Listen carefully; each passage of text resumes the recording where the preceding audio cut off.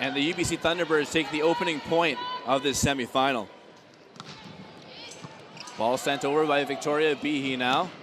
On the far side is Ellie Wendell. Big dig by Wendell. Swing by Sophie Carpentier. And that ball is down. Ellie Wendell knocks it to the floor to knot things up at 1 point apiece. And already we're seeing early in this game the high level of defense in that back row. Nothing is dropping without going over a few times over that net, and that's a kind of a hard one. Pass goes there. Sent over the first time. What a dig by Nikki Cornwall. The rally continues. Kaufmanis right at Rachel Flink. She picks it up though. Bit of a fan by Caitlin Devaney, but it works out for the Trinity Western Spartans to end that long rally. And we see how talented Cornwall is with that play. She makes a huge dig right in the middle, is able to come back, and that is the perfect. On the way down though, Carpentier is there. Tip now by McKenzie. Nikki Cornwall to the near side, but Brie O'Reilly is shut down by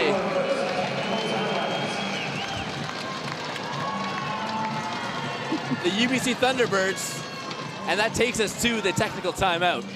And what a first half of this first set it has been. So back and forth, only a 1 point differential here, and a lot of that has to do with the intensity and the defensive of the Thunderbirds to be on their toes and aggressive serving. Force a bad pass from the Spartans, force a scramble play in a possible free ball situation so you can recycle and go for another big kill.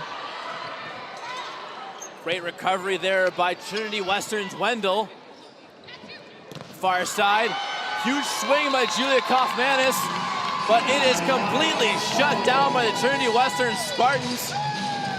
Their bench is loving it, and that makes things interesting. A huge point for Trinity Western here, as they're now only behind one.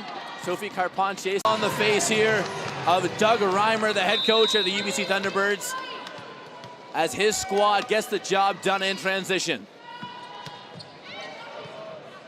Flinks there for the Spartans.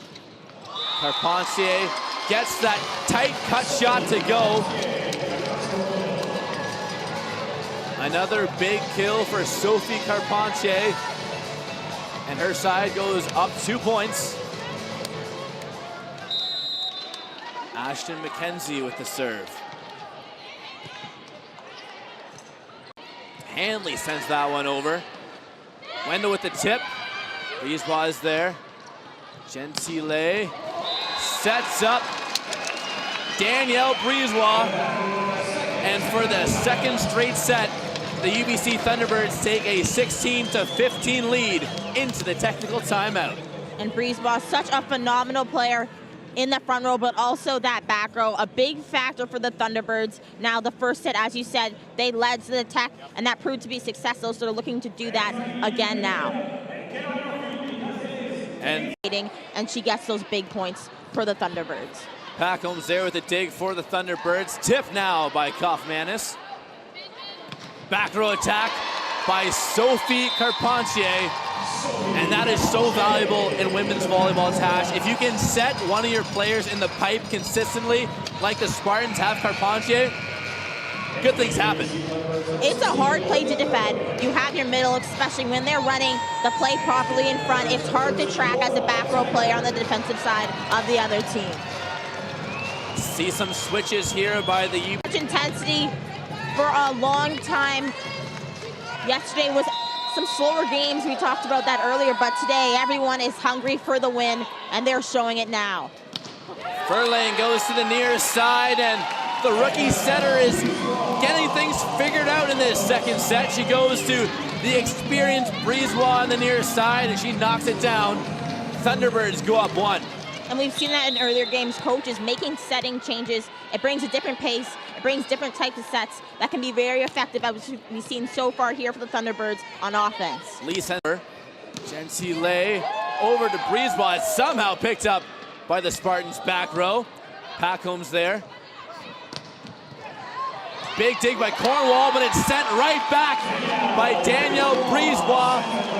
She finds the floor, and just like that, the Thunderbirds are 1 point away from taking a 2-0 advantage over the Trinity Western Spartans. You see Flink with that great up, sets it to the pipe, and she's not exactly in the right position to make a very effective hit, and giving a free ball over the net to none other than Brisebois. She's gonna put it right back in your face.